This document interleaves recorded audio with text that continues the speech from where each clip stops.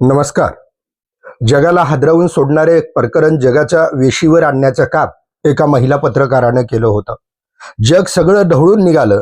त्या बातमीमध्ये असं काय होतं की ज्यामुळे ही फाईल जगभर प्रचंड हादरू देणारी ठरली. एपिस्टन नावाची फाईल होती आणि त्या फाईलमध्ये जे काही कांड घडले होते आणि जे जे लोक त्याच्यामध्ये समोर आलेले होते त्या प्रत्येक लोकांचा एक हिंस्र, क्रूर आणि शोषणवादी चेहरा समोर येऊ लागला. काय केलं होतं ह्या जगातल्या गर्भश्रीमंत लोकांनी, काय केलं होतं जगातल्या प्रचंड सत्ताधीश लोकांनी, तर या लोकांनी कवळ्या कवळ्या लेकरांना, लहान लहान मुलींना त्यांचं शारीरिक शोषण केलेलं होतं आणि त्यांच्यासोबत अत्याचार केलेला होता. या सगळ्याचं रेकॉर्डिंग करण्यात आलेलं होतं आणि हे रेकॉर्डिंग ज्या वेळेला त्या पत्रकार महिलेच्या हाताला लागलं त्यावेळेला मात्र तिनं जगाच्या समोर आणलं. मग जर समजा एकीकडे तुम्ही सार्वजनिक व्यासपीठावर सत्तेचा तोरा मिरवत असता, प्रसिद्धीचा चेहरा घेऊन फिरत असता, त्या चेहऱ्याच्या पाठीमाग अन्याय अत्याचार करणारा दुसरा मुखवटा समोर येतो आणि त्याच्यामध्ये सगळ्यात मोठं शोषण, अन्याय, अत्याचार, बलात्कार कुणावर होतो तर तो महिलांवर, म्हणजे लहान लहान लेकरांवरती होतो. मग प्रश्न असा पडतो की जग एकीकडे महिला दिन साजरा करत असताना दुसरीकडे महिला खरोखरच सुरक्षित आहेत का, हा सगळ्यात मोठा प्रश्न.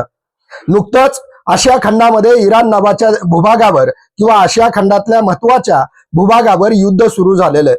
त्या युद्धामध्ये राज्यकर्ते एकमेकांना मारत आहेत किंवा सैनिक एकमेकांवरती हल्ले करत आहेत. पण या हल्ल्यातून ज्या वेळेला बाहेर कुणीतरी पडतं आणि मग मात्र शत्रू सैन्याच्या ताब्यामध्ये गेलेल्या स्त्रियांची जर हाल बघितली तर प्रश्न असा पडतो की समोरच्या शत्रूला हरवण्याऐवजी त्या शत्रूच्या स्त्रियांवर अत्याचार, बलात्कार करायची ही जी विकृत मानसिकता पुरुष सत्ताक नावाच्या मनामध्ये आलेली, त्यामुळे सगळ्यात मोठा या युद्धाच्या झळा आणि या युद्धाच्या आगीमध्ये होरपळून कोण निघतं तर स्त्री नावाचा घटक निघते. तुम्ही कुठलेही मीडिया काढा, social media, print media, electronic media, प्रत्येक वर्तमानपत्राच्या, टीव्हीच्या आणि सोशल मीडियाच्या तुम्हाला बातमीमध्ये कुठं ना कुठं स्त्रीवर होत असलेला अन्याय, अत्याचार दिसून येतो. जगामध्ये कायदे अनेक झाले, कायद्याचे कलमही कठोर झाले, परंतु स्त्रीवर होणारा अन्याय, अत्याचार थांबण्याचं नाव घेत नाही. ही सगळ्यात मोठी विसंगती आहे. मग कायद्याचे कलम महत्वाचे का त्या कलमाची अंमलबजावणी महत्वाची? पण या दोन्हीपेक्षा स्त्रीला स्त्रीचा विकास आणि स्त्रीला स्त्रीचं अस्तित्व, स्त्रीला स्त्रीचा सन्मान नाकारणारी इथली व्यवस्था आणि त्या व्यवस्थेच्या विरोधामध्ये उभारणारी स्त्री इतिहासानं बघितलेली. पण आज वर्तमानामध्ये आम्ही म्हणतो की शिक्षणानं प्रगती झाली, सगळ्याला स्वातंत्र्याचे, लोकशाहीचे अधिकार भेटले, पण आज सुद्धा भारतासारख्या देशामध्ये जिथं स्थानिक स्वराज्य संस्थेमध्ये निम्म्या प्रमाणामध्ये महिलांना आरक्षण दिलं गेलेलं आहे किंवा 33% प्रमाणामध्ये महिला तुम्हाला रिझर्वेशन मध्ये दिसतात. पण हे असून सुद्धा ज्या गावामध्ये महिलेला सरपंच पद आहे, ज्या पंचायत समितीमध्ये महिला सभापती आहेत किंवा जिथं जिल्हा परिषदेला महिला अध्यक्ष आहे किंवा जिथं महिला लोकप्रतिनिधी आहेत, तिथं खरोखरच महिला राज्यकारभार करतात का? का त्या महिलेच्या जागी तिचा पती किंवा तिचा सासरा, तिचा वडील किंवा तिचा भाऊ, तिचा मुलगा कोण कारभार करतंय? हे जर चित्र बघितलं तर तुमच्या लक्षात येईल की कागदावरती महिलेला सगळे हक्क अधिकार दिले गेलेत, परंतु प्रत्यक्ष अंमलबजावणी मात्र पुरुषच करत आहेत. मग प्रश्न असा पडतो की जर महिलेला कायद्यानं सगळे अधिकार दिले, म्हणजे पूर्वी असं म्हटलं जायचं की कायद्यानं सगळे नाकारलं गेलेलं आहे, मग ना स्त्री स्वातंत्र्य अहर्ती, म्हणजे स्त्रीला स्वातंत्र्य देऊ नका, अशा पद्धतीचं वाक्य मनुस्मृतीमध्ये सापडतं. म्हणजे ह्याचा अर्थ असा आहे की स्त्रीचं स्वातंत्र्याचा अधिकार सुद्धा जिथल्या व्यवस्थेनं नाकारला, त्या व्यवस्थेमध्ये इथल्या पुरुषांना जन्म देण्यापासून, वाढवण्यापर्यंत, घडवण्यापासून तर त्यांना साथ देण्यापर्यंत सगळं काम स्त्री करत होती आणि त्या स्त्रीचं शोषण त्या पुरुष नावाच्या घटकाकडनं होतं. असं म्हटलं जातं की लहानपणी आई वडील, तरुण झाल्यानंतर भाऊ, लग्न झाल्यानंतर नवरा आणि लेकरं झाल्यानंतर पोरग यांच्यावरती अवलंबून स्त्रीला आपलं जीवन व्यतीत करावं लागत असतं. पण प्रश्न असा पडतो की ज्या पुरुषाला या सगळ्या गोष्टीमध्ये जन्म देण्यापासून तर संसाराला साथ देण्यापर्यंत आणि नंतर मुलगी म्हणून वडिलांसाठी दुःख सहन करण्यापर्यंत, साथ देण्यापर्यंत जी मुलगी त्यांच्या जीवनामध्ये किंवा जी स्त्री त्यांच्या जीवनात असते, त्या स्त्रीला कधी तर आपण तू थकलीस का, तुला काही अडचण आहे का, तुझं काही दुखतंय का, असं आपण आपल्या घरातल्या आईला, ताईला आपल्या पत्नीला किंवा आपल्या मुलीला कधी म्हटलेलं आठवतंय का? कारण आपण जीवनाच्या गतीमध्ये एवढे पुढे निघून गेलोत आणि स्वतःच्या समाज व्यवस्थेमध्ये स्वतःला पुरुष केंद्रबिंदूवर ठेवण्याच्या नादामध्ये स्त्रियांच्याही काही इच्छा अपेक्षा आहेत हे सुद्धा विसरून गेलो. आज सगळ्या क्षेत्रामध्ये स्त्रिया दिसतात. राजकारण घ्या, अर्थकारण घ्या, उद्योग घ्या, शेती घ्या, संसार घ्या, वैद्यकीय क्षेत्र घ्या, अभियांत्रिकी क्षेत्र घ्या, सगळ्या क्षेत्रात स्त्रिया दिसतात. परंतु त्या सगळ्या क्षेत्रामध्ये स्त्रीला तोच सन्मान दिला जातो का? पुरुषाच्या हाताखाली काम करणाऱ्या स्त्रिया कधीही बंड करत नाहीत. परंतु एक जर समजा सिनियर स्त्री आहे आणि त्या स्त्रीच्या हाताखाली पुरुषाला काम करावं लागतंय, तर मात्र पुरुष त्या स्त्रीची जात काढतो, पुरुष त्या स्त्रीचं वर्तन काढतो, पुरुष त्या स्त्रीबद्दल नाही ती चुकीच्या कमेंट पास करतो. म्हणजे स्त्री बॉसच्या हाताखाली काम करणं पुरुषांनी आणखीन सुद्धा मानसिक दृष्ट्या का स्वीकारलं नाही हा प्रश्न पडतो. भारत नावाचा देश आणि त्या देशातल्या संस्कृतीमध्ये स्त्रीला देवीची दिली गेलेली तुलना, म्हणजे देवीसोबत स्त्रीची केली गेलेली तुलना.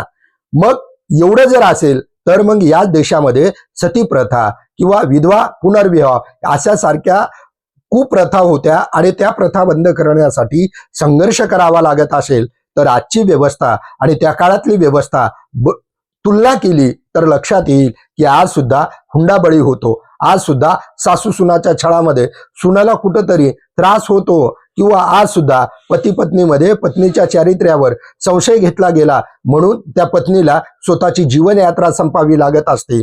म्हणजे एकीकडे आपण असं बघतो की मुलगा मुलगी या दोघं समान आहेत, मग भेदभाव का बघितला जातो? कारण मुलगी झाल्यानंतर तेवढा आनंद वाटत नाही, मुलगा झाला की पेढे वाटत सुटत असतात. म्हणजे आज सुद्धा मुलगा आणि मुलगी या दोन्हीमध्ये भेदभाव जर पुरुषाच्या किंवा समाजाच्या मानसिकतेत असेल तर विचार करणं गरजेचं आहे की आपण जागतिक महिला दिन साजरा करत असताना मुलीला आणि मुलाला दोघालाही खऱ्या अर्थानं मानसिक दृष्ट्या, आर्थिक दृष्ट्या, शैक्षणिक दृष्ट्या सगळ्या बाजूनं समानतेचं वातावरण किंवा समानतेची वागणूक देतो का? हा सगळ्यात मोठा प्रश्न आहे.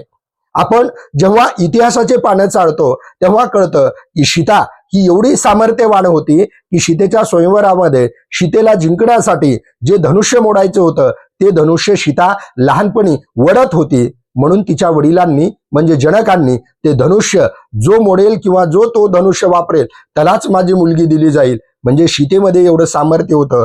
ती सीता नवरा जेव्हा वनवासाला निघाला तेव्हा वनवासात जाते आणि नवऱ्याला साथ देते. परंतु त्या सीतेमुळं ज्या रावणाला मारून रामाला मोठा विजय भेटला, पण त्या सीतेच्या चारित्र्यावर संशय घेत असताना तिला अग्निपरीक्षेला सामोरे जावं लागलं.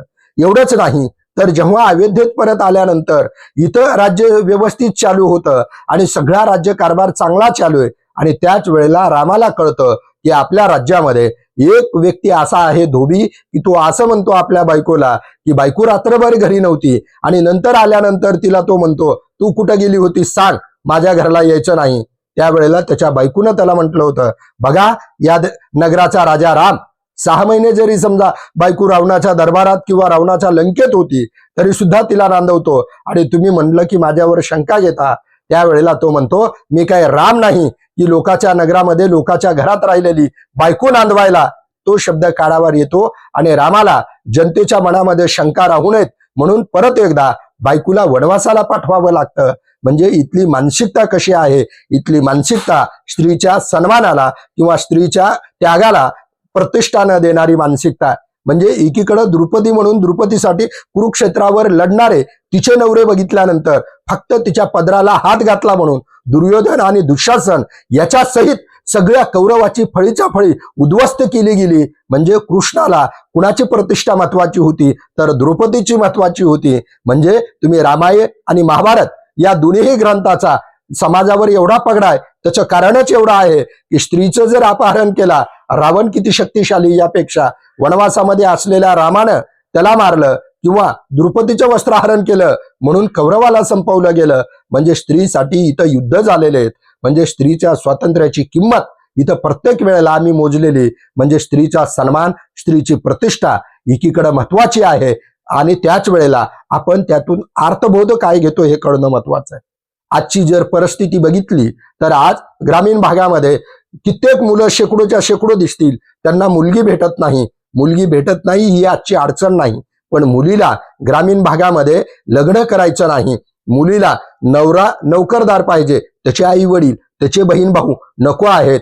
मग एक मुलगी जर असा विचार करू लागली की आपल्याला सासू सासरे नकोत, आपल्याला जाऊ नको, आपल्याला ननंद नको, त्याच वेळेला तिच्या आई वडिलांसोबत जर समजा असाच विचार केला तर मग कसं वाटेल.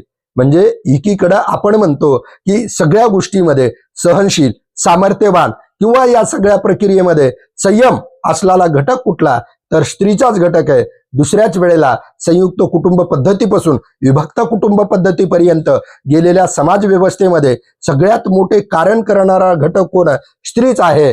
आज कित्येक स्थळं असे आहेत की त्या मुलीसाठी जर समजा प्रस्ताव गेला तर तिथून नकार येतो. त्याचं कारण काय आहे, त्याचं कारण एवढंच आहे की शेतीला आणखीन प्रतिष्ठा नाही, काम करणाऱ्या श्रमाचा सन्मान केला जात नाही, म्हणून पैसा, शहर आणि स्वतःचं एकटं जीवन या गोष्टीला महत्व दिलं जाऊ लागलंय. पण हे चुकीचं आहे. अरे जिथं गार्गी सारख्या विद्वान महिला होऊन गेल्या किंवा ज्या देशानं सावित्रीबाई बघितल्या, मुक्ताबाई बघितल्या, जनाबाई बघितल्या, या संतांना संत म्हणून इथल्या समाजानं त्यांना वंदन केलं गेलेलं आहे, त्याच देशामध्ये त्याच समाजामध्ये आज मात्र स्त्रीवर स्त्री म्हणून अन्याय अत्याचाराच्या घटना बाहेर येत असतील आणि मुलगा आणि मुलगी हा जर भेदभाव होत असेल तर आता आपण लक्षात घेतलं पाहिजे.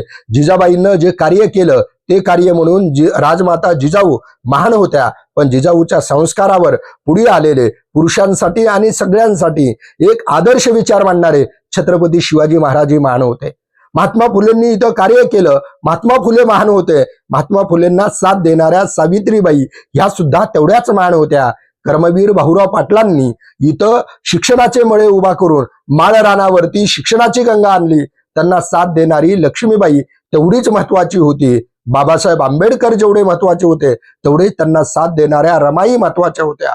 म्हणजे स्त्री आणि पुरुष हा भेदभाव करण्यापेक्षा पुरुषाच्या सामर्थ्याला स्त्रीचं जर सहकार्य असेल तर इथं कर्तृत्वानं प्रगती होत असते.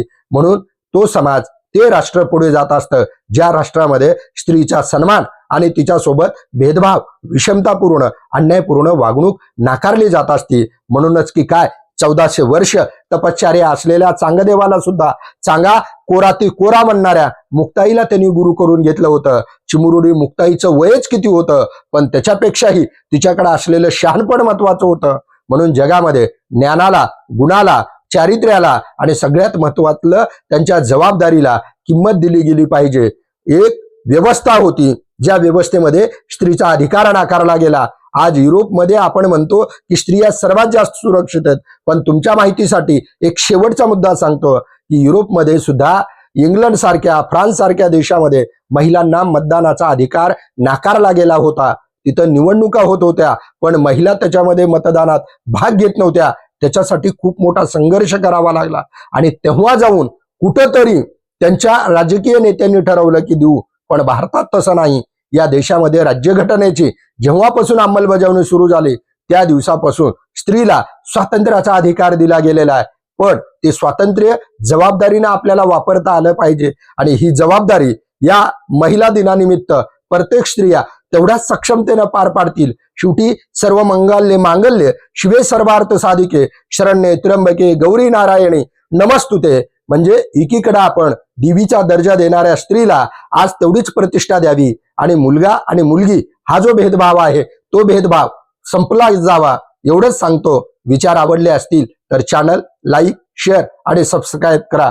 थांबतो. धन्यवाद.